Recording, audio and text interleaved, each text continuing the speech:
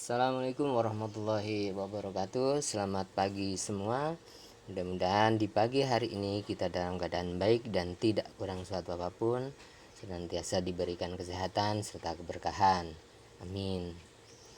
Pada kesempatan pagi hari ini, pembelajaran kita adalah membahas tentang pembelajaran 5 dan 6, di mana muatan pelajaran untuk pembelajaran 5 dan 6 ada IPA dan PKN. Tetapi sebelum kita mulai, alangkah baiknya kita berdoa terlebih dahulu agar pembelajaran hari ini berjalan dengan lancar. Berdoa dipersilahkan.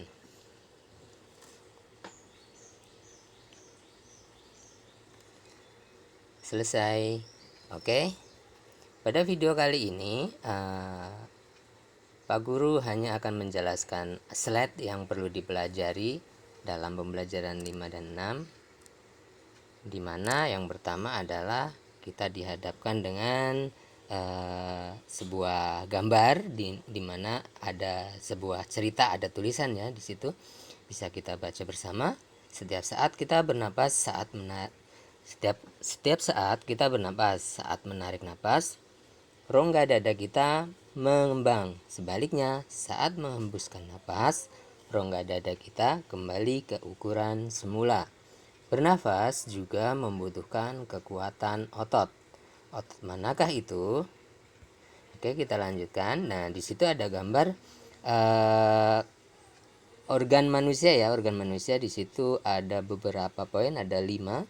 Di situ adalah organ-organ yang berperan dalam pernapasan manusia, di mana satu ada rongga hidung.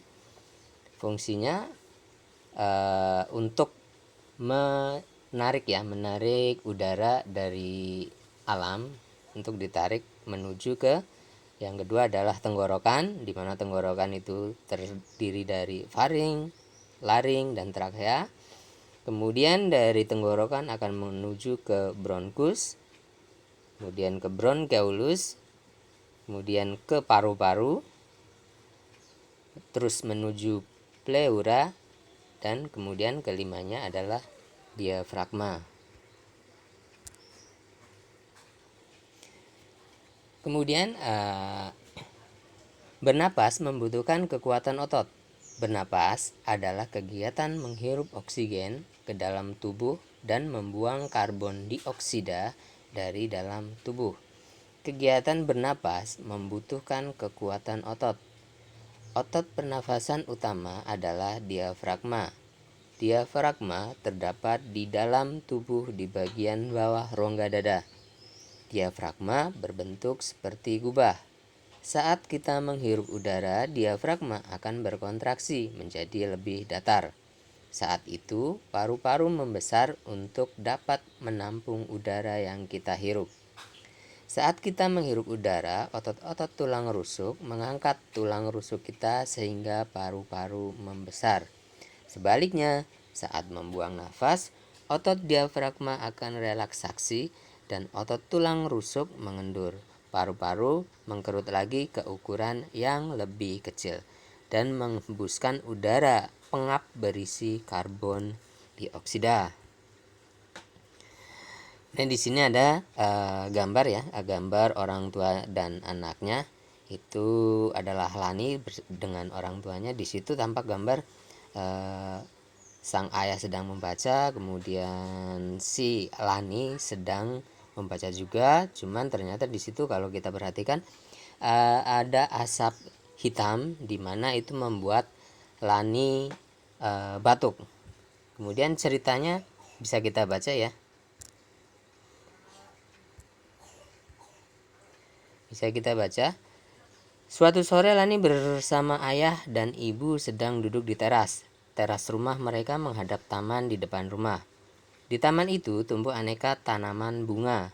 Di sudut taman juga tumbuh pohon mangga. Suasana di teras rumah terasa sejuk. Tiba-tiba Lani terbatuk-batuk. Lani mencium bau asap. Kelihatannya seorang tengah membakar sampah daun-daun yang belum kering. Asap sampah yang dibakar itu begitu pekat. Udara jadi tercemar asap. Ada orang membakar sampah berupa daun-daun yang belum kering. Pembakaran sampah itu menimbulkan asap tebal. Udara jadi tercemar asap. Banyak orang jadi batuk-batuk akibat menghirup asap itu. Menurutmu, bagaimana tindakan orang yang membakar sampah itu? Apakah dia memenuhi tanggung jawabnya sebagai warga masyarakat? Jika tidak, apa akibat dari tindakannya? Di situ kita bahas tentang tindakan seseorang yang membakar sampah ya. Di situ apakah termasuk dia orang yang bertanggung jawab atau tidak ya? Kalau kita telusuri termasuk tidak ya, karena yang membakar sampah itu tidak berpikir bahwasanya jika membakar sampah itu apalagi dalam keadaan daun yang masih basah itu akan mengakibatkan banyak asap yang mengepul ya, banyak asap yang sangat hitam sehingga bisa menyebabkan batuk warga di sekitar. Kemudian kita lanjutkan. Di sini ada jenis-jenis tanggung jawab sebagai warga masyarakat. Tentunya kita sebagai warga masyarakat mempunyai aturan, mempunyai tanggung jawab yang harus kita laksanakan ya, agar tercipta kerukunan serta kenyamanan saat kita bermasyarakat ya. Tanggung jawab bersifat kodrati dan selalu melekat pada diri setiap individu, terutama dalam kedudukannya sebagai warga masyarakat. Sebagai warga masyarakat, setiap individu hendaknya memperhatikan hal-hal yang menjadi tanggung jawab agar tercipta kehidupan masyarakat yang harmonis. Berikut jenis-jenis tanggung jawab warga masyarakat. Yang pertama adalah memelihara ketertiban dan keamanan hidup bermasyarakat. Memelihara ketertiban dan keamanan hidup bermasyarakat. Tentunya kalian tahu ya cara memelihara ketertiban di masyarakat ya. Pertama, tidak terlalu gaduh dalam bermain saat bermain bersama teman-teman ya, tidak berteriak-teriak sehingga mengganggu orang-orang di sekitar. Kemudian bagaimana cara memelihara keamanan hidup di masyarakat perlu dijaga, di mana kalau keamanan yang ada di masyarakat biasanya adanya program Siskamling ya. Siskamling itu kepanjangan dari Sistem Keamanan Lingkungan. Nah, biasanya petugasnya sudah diatur ya, diatur sama Pak RT atau Pak RW untuk bergiliran dalam menjaga keamanan lingkungan. Ini biasanya berada di yang kampung-kampung ya, biasanya beda sama yang ada di komplek-komplek ya. Biasanya di komplek jarang adanya pelaksanaan sistem keamanan lingkungan yang digilir antara masyarakat yang satu dengan masyarakat yang lain. Biasanya kalau di komplek-komplek itu biasanya udah ada satpam ya, jadi yang selalu menjaga ya itu satpam ya. Lain hal dengan yang ada di kampung-kampung, biasanya mereka menjaganya secara bersama ya, dengan cara adanya jadwal Siskamling. Kemudian yang kedua ada menjaga dan memelihara rasa persatuan dan kesatuan masyarakat. Menjaga dan memelihara rasa persatuan dan kesatuan masyarakat. Jadi di masyarakat persatuan dan kesatuan itu perlu dijaga ya. Contohnya biar kita makin persatuannya makin bagus, misalkan kita mengikuti program kerja bakti di lingkungan, misalkan membersihkan lingkungan sekitar bersama-sama, itu juga termasuk cara memelihara persatuan dan kesatuan. Kemudian tidak saling mengejek, tidak saling membeda-bedakan antara satu sama yang lain, itu juga termasuk menjaga persatuan dan kesatuan. Kemudian yang ketiga, ada meningkatkan rasa solidaritas sosial sebagai sesama anggota masyarakat. Rasa solidaritas sosial. Rasa solidaritas itu sebenarnya seperti bentuk kekeluargaan ya. Misalkan teman kita atau tetangga kita membutuhkan bantuan, kita tidak segan untuk membantunya, bahkan tidak perlu disuruh ya, tidak perlu disuruh untuk membantu, tapi dengan sendirinya jika ada teman atau tetangga yang kesulitan, kita sebisa mungkin membantunya.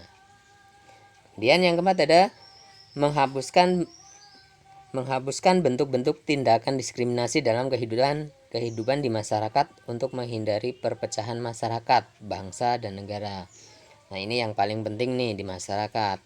Bentuk diskriminasi. Diskriminasi itu membedakan atau mencela sesuatu yang beda dengan kita. Misalkan contohnya yang gampang adalah warna kulit. Misalkan teman kita warnanya kulitnya hitam, kita mengejeknya atau tidak mau bermain dengan teman yang kulitnya hitam. Kemudian sebaliknya, misalkan si kulit hitam tidak mau berteman dengan si kulit putih, bertemannya sesama aja, dia berteman dengan sesama yang kulitnya hitam atau yang sesama kulitnya putih.